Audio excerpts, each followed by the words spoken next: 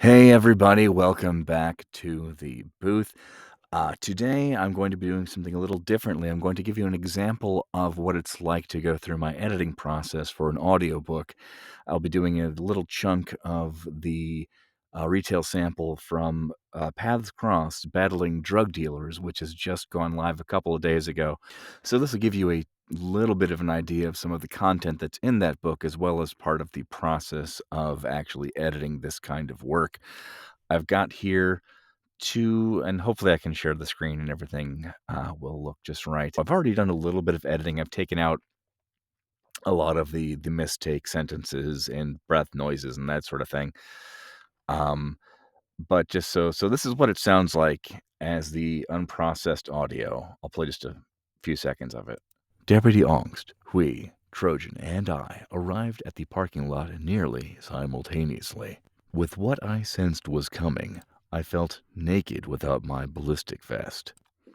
Okay, so that's just the raw recording. There's no editing to that again, other than if I misspoke and had to re-record a line. I've already done that. My basic process these days, and it evolves every time. Every time I do a book, things always get tweaked, hopefully, to continue to improve. So first off, I've got a high pass filter. What does a high pass filter do? Well, all the high tones pass through. Anything below 55 hertz starts to get rolled off.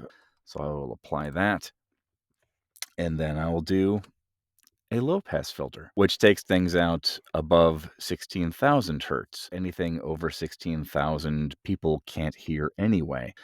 Since we can't hear it, I guess maybe you could drive your dogs crazy, but we don't need it, and it just takes up more space. It's unnecessary to even have the information to process it. So we'll go ahead and get rid of that. Next up, and this is a controversial one. A lot of people don't like to use noise reduction. I think you can use noise reduction, but you have to use it carefully. In this case, I'm going to reduce by 8 decibels. Again, I'm using Audacity, and it's free software, so I don't have a lot of super fancy stuff. And this declicker is not a stock declicker with Audacity. It is something that I downloaded separately and added in. Preset first. Generally, if I'm doing a longer file, I will break it down into about 5-minute chunks, because the problem with using this declicker is the longer your clip is that you're trying to declick, the more time it takes. So if I tried to declick something that was an hour long, it would probably take several hours. Whereas in this case, I'm only doing a 50-second clip. Now we'll go on to declicker second. And you see it says it's going to take 10 seconds. It might take 12 seconds. It might take 8 seconds. They're not super accurate. But the longer the file, it's odd how it builds up. So if that took 10 seconds, 5 minutes would probably take a minute or so. 10 minutes would take probably 3 minutes. 20 minutes would take like 15 minutes. So it behooves one, if you're using the free declicker that you can download and add into Audacity, to break it down into smaller clips. I used two different ones because they just affect different ranges of audio. Through trial and error, I've found that in order to get out various clicks in the recording, that's a good breaking point. It works better for me in my own setup to separate it that way. This next step is not generally necessary, but occasionally it is. This is a limiter. For the sake of uploading audiobooks, ACX requires a hard limit of -3 dB. I set mine to -3.5 just to be safe. Doing it this way, I've never had a book get rejected. If I miss something, if I make a mistake, and there's a weird like blip or something that I just didn't catch at the very beginning or very end of a file, sometimes I'll get that kicked back to me.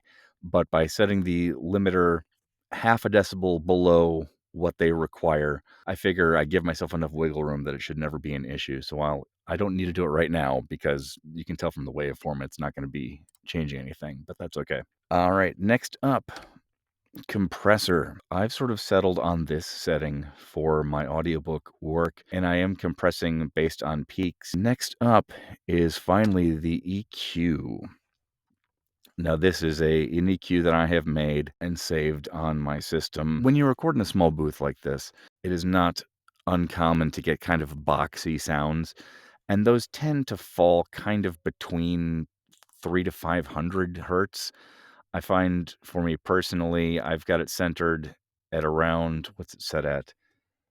Uh, 853.5 hertz, but I've also got a little knockdown at 83 and another one at 187. These higher peaks just give a little bit of extra crispness to the audio. We'll apply that. After that, we're going to go over to this one, loudness normalization. ACX requires your audio to be RMS of -23 to -18. So I set mine to -20. It's almost exactly in the middle, slightly on the louder side. I think once I'm done with everything, it'll wind up being usually about -19. Now we'll go back and this, remember our friend the limiter that's at -3.5. Now it will affect some changes. Yeah, you see it cut a few of those super tall peaks off right in this region here. Now, after doing that, we'll apply a de-esser. It doesn't affect much of a change, but if there is really, really harsh sibilance, it will knock it down some. So we'll go ahead and apply that. Sometimes if I listen back through at this point, I may want to add a third round of declicking. Again, I don't think I'm going to this time. It should not be necessary, but we'll listen through a little bit and see how it sounds. I can click back and forth between the edited and the unedited versions, and we'll see what the difference is. Deputy Ongst, Hui, Trojan, and I arrived at the parking lot nearly simultaneously. With what I sensed was coming, I felt naked without my ballistic vest. It was in the trunk of my assigned car, still parked at the dealership. Trojan, wearing his concealable ballistic vest, offered his raid vest to me. I gladly accepted. Quickly, we covered our street clothes with nylon jackets and caps that identified us as police. We jogged to the deputy's cruiser and said to him, "All we want you to do is stop the van." So there you go. There is a quick little sort of tutorial on my particular editing process for these audio books. Once again, this book, Paths Crossed Battling Drug Dealers, available on Audible, which you can get to through Amazon as well. Thanks for watching, and I hope you have a great day.